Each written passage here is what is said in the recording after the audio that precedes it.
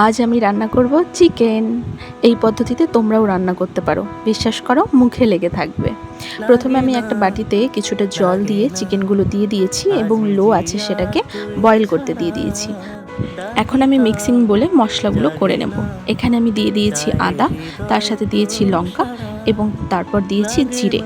এগুলো সবগুলো আমি এখন পেস্ট করে নেব। আর আমি রসুন পেস্ট করছি না, কারণ রসুনটা আমি পরে থেতো করে দেব।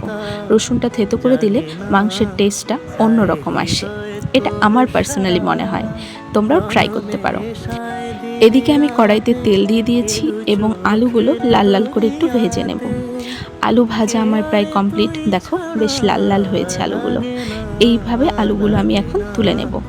তারপর ওই কড়াইতেই আমি আরেকটু তেল দিয়ে দিয়েছি, তারপর দিয়ে দিয়েছি দুটো শুকনো লঙ্কা ফোড়ন, তার সাথে দেবো একটু জিরে ফোড়ন আর দিয়ে দিলাম সামান্য পরিমাণ চিনি।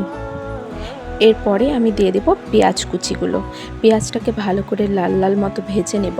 ভাজা হয়ে গেলে তার মধ্যে আমি দিয়ে দেবো পরিষ্কার করে রাখা চিকেনগুলো। এবার চিকেনের সাথে পেঁয়াজটাকে ভালো মতো আমি মিশিয়ে নেব। মিশিয়ে নিয়ে তার মধ্যে দিয়ে দেবো স্বাদ মতো নুন, পরিমাণ মতো হলুদ গুঁড়ো দিয়ে এটাকে আমি আবার ভালো করে মিক্সড করে নেব এবং ভাজা ভাজা করতে থাকব। আমি মোটামুটি 5 মিনিটের মতো এটাকে ভাজতেই থাকব। ভাজা হয়ে গেলে দেখো মাংস থেকে তেলগুলো বেরিয়ে আসছে, যেই তেলগুলো মাংসর মধ্যে লেগেছিল সেই তেলগুলো বেরিয়ে আসছে। এরপর আমি এখানে দিয়ে দিলাম পেস্ট করে রাখা মশলাটা। এই মশলাটাও এখন আমি ভালো করে মিক্সড করব মাংসের সাথে এবং ভাজতেই থাকব।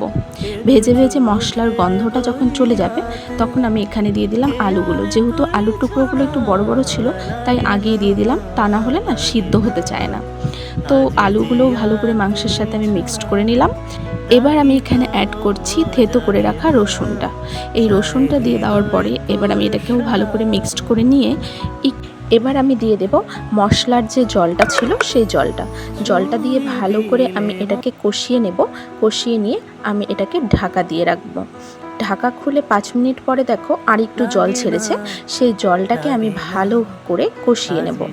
কষিয়ে নেওয়া হয়ে গেলে আমি এটার মধ্যে দিয়ে দেব একটা গরম মশলার গুঁড়োর প্যাকেট, পুরোটা দেব। 1 কেজি বা 1.5 কেজি মাংসে পুরো গরম মশলার প্যাকেটটা দিয়ে দেওয়ার পরে এই দেখো একটুখানি ফুটিয়ে নিয়ে আমি নামিয়ে নিয়েছি। দেখো কত সুন্দর লাগছে না? খেতেও কিন্তু হেভি টেস্ট হয়েছিল, ট্রাই করে দেখতে পারো।